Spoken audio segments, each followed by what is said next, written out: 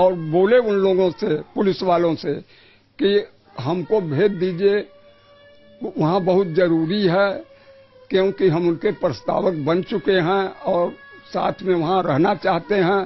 तो वो लोग कहे कि आप घबराइए मत, सब काम आपका हो गया है, अगर ऐसा जरूरत लोग समझेंगे तो वो बुला लेंगे।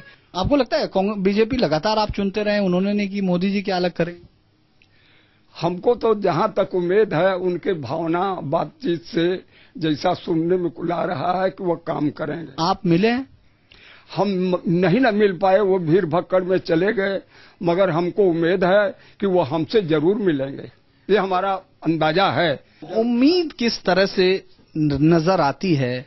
प्रस्तावकों से मुलाकात नहीं हुई नरेंद्र मोदी की, लेकिन वीरभद्र इस वक्त केवट की भूमिका निभाना चाहते हैं। जिस तरह भगवान राम को निषाद राज ने गंगा पार कराई थी, उस तरह से वीरभद्र चाहते हैं कि उनकी बिरादरी नरेंद्र मोदी की राजनीतिक नाव को यहां वाराणसी में पार उतार दे, और सिर्फ एक उम्मीद पे कि कम से कम वो आके गंगा का भला करेंगे। वीडियो जर्नलिस्ट आरिफ के साथ धीरेन्द्र पुंडीर, न्यूज नेशन, वाराणसी। चलिए, तो मोदी के नामांकन के दिन वाले रोड शो की भव्यता को देखकर हर कार्यकर्ता, हर मैनेजर बड़ा गदगद था। शायद इस मल्लाह के इस बयान और इसकी कहानी सुनकर अब मैनेजर्स को भी लग रहा होगा कि भाई कुछ चूक हो गई। और ये सलूक जो है इस मल्लाह के साथ ही नहीं हुआ है, बल्कि प्रस्तावकों में एक और बिरादरी को जो बिल्कुल चरमरा चुकी है, दम तोड़ती हुई नजर आ रही है। बनारस की पहचान बनारसी साड़ी के बुनकर समुदाय को भी एक प्रस्तावक के तौर पर पेश किया गया, लेकिन क्या मोदी के मैनेजर उसके साथ सही व्यवहार कर पाए? देखिए धीरेन्द्र की इस रिपोर्ट में। बनारस का मतलब है बुनकर, और कोई भी साड़ी उतनी ही खूबसूरत होती है जितनी बुनकर की उसमें कढ़ाई।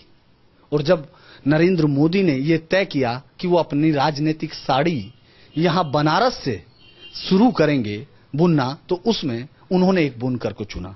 आइए हम पूछते हैं कि उनको कैसा लगा जब पहली बार नरेंद्र मोदी ने अपने प्रस्तावक के तौर पर। आपको कैसे अशोक जी? हमको तो बहुत बढ़िया लगा कि कम से कम जो तो इतना दिन से आज तक कोई नहीं पूछ रहा है बुनकर के विषय में, और जो है तो नरेंद्र मोदी जी ने हमको जो है तो आमंत्रित किया।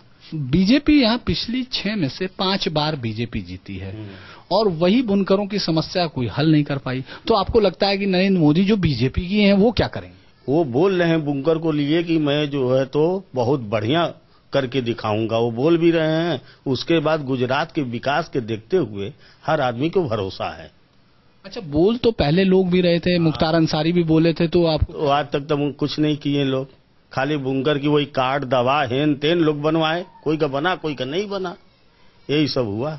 आपसे वो प्रस्ताव जब वो नॉमिनेशन कर रहे थे तब भी आपसे, आपके प्रस्तावक थे, लेकिन आपसे मुलाकात नहीं हुई। आपको लगता है अगर वो जीत गए प्रधानमंत्री तो कभी मुलाकात होगी? हाँ, होगी मुलाकात होगी, इतना भरोसा है। मुलाकात भरोसा है, और भरोसे पे ही इन्होंने उनका प्रस्तावक बनना स्वीकार किया।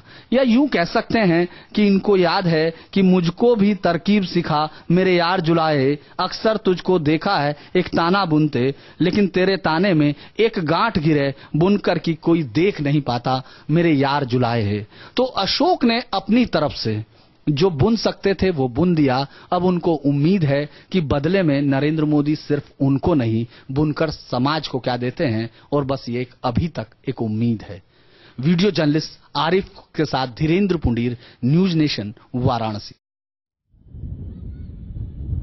चलिए, अजीब विडंबना ही कहेंगे इसे। सूरत में जब पावर लूम का उद्योग जो है पनप रहा था, विकास की नई इबारतें लिख रहा था, उसी वक्त बनारस में हैंडलूम जो है वो दम तोड़ रहा था। यहाँ का बुनकर जो है वो परेशान हो रहा था, अपनी रोजी रोटी खो रहा था। बहरहाल धीरेन्द्र हमारे साथ गदोलिया चौराहे से लगातार जुड़े हुए हैं। धीरेन्द्र ने ही इन दोनों से बातचीत की है।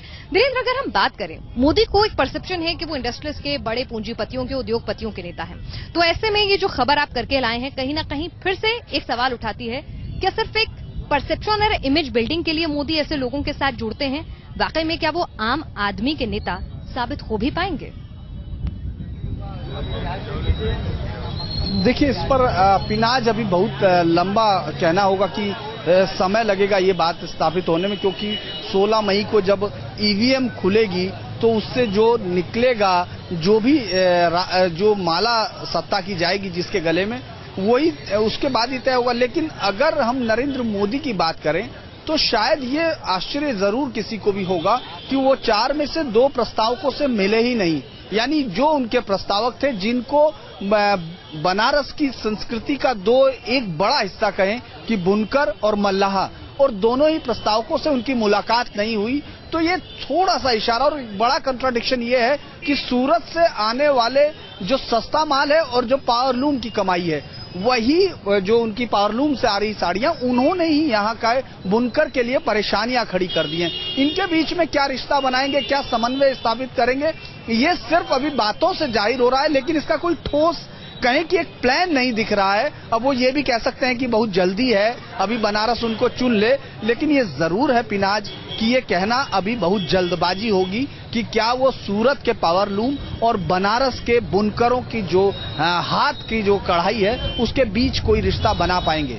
जी बिल्कुल, और बीच का रिश्ता ही तलाशने के लिए, गंगा जमनी तहजीब को ही तलाशने टटोलने और उसी परसेप्शन को लेकर देश में आगे बढ़ने की वजह से ही शायद मोदी वडोदरा के साथ साथ काशी लौटे हैं। लेकिन काशी की जनता को डर है तो बस इतना कि हर नेता यहाँ पर बाहर से आता है, देखने में खूबसूरत लगता है और वो चुनते भी हैं उस नेता को, लेकिन क्या बनारस की तहजीब का, संस्कृति का, नाम का, पहचान का, परंपरा का सिर्फ इस्तेमाल तो नहीं हो रहा है, या फिर वाकई यहाँ का विकास और एक जो होली सिटी के तौर पर इसे डेवलप करने की बात है कोई नेता करेगा भी।